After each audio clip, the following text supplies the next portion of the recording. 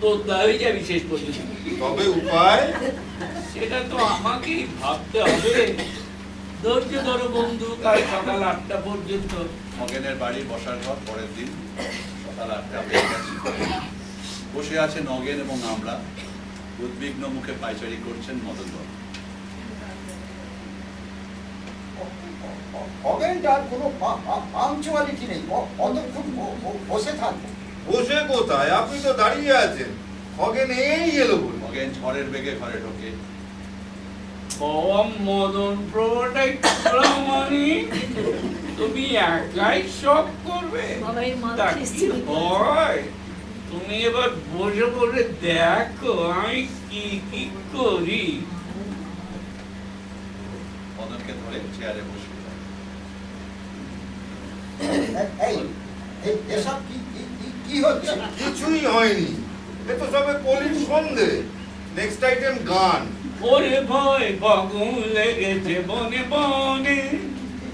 হচ্ছেটা কি এসব? মামা, খগেনদা কি পাগল হয়ে গেল? এবার বক্তৃতা। ওটা তো আমি দেব। চুপ, তোর বাপ দেবে। চুপ করে শুনে যা, বেশি ঝামেলা করলে কামড়ে দেব। বন্ধুগণ, কাকাগণ, কাকিগণ, মামাগণ, মামিগণ। নেক্সট আইটেম আবৃত্তি। আমি আবৃত্তি করবো? ওরে আমরা দেখে নেব, দেখে মনে হয় দামড়া, খুলে নেবে তোর চামড়া। পারিস তো মোড়ে কামড়া। ওরে আমরা আমরার দিকে এগিয়ে আসে। আমরা মদন ভয় পেয়ে চেয়ার ছেড়ে উঠে দাঁড়াই। খগেনদা এরকম করছে কেন? কি জানি, বোধহয় মাথাটা আবার খারাপ হয়ে গেছে। প্রতি বছর একবার করে এরকম হয়।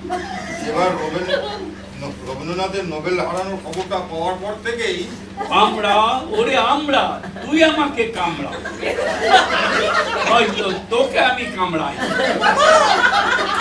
মামা শিগগিরই পালাও, পাগল হয়ে গেছে 14টা ইনজেকশন। আরে কিন্তু বসন্ত উৎসব। আর সে পরের বছর হবে। খগেনদা কেমন দাঁত মুখ খিচাচ্ছে, পালাও। মদন মামা বদনখানি তোলো। বলতে বলতে মদনের দিকে এগিয়ে যায়। মদন ও আমরা ভয়ে দৌড়ে পালায়। তোর বুদ্ধি আছে রে খগেন, কি জব্বর অ্যাক্টিংটাই না করলি। তুই যখন মদনার দিকে বলতে বলতে এগিয়ে গেলি, ওরা কিরাম ভয় পেয়ে পালালো দেখলি। কতদিন পর আবার তোর এই অ্যাক্টিংটা দেখলাম। চর্চাটা ছাড়িস না, বুঝলি? রাজ রক্ত চায় তোর দয়াময়ী, পাগলিনী মাতা, নইলে কিছুতে তোর মিটিবে না তৃষ্ণা।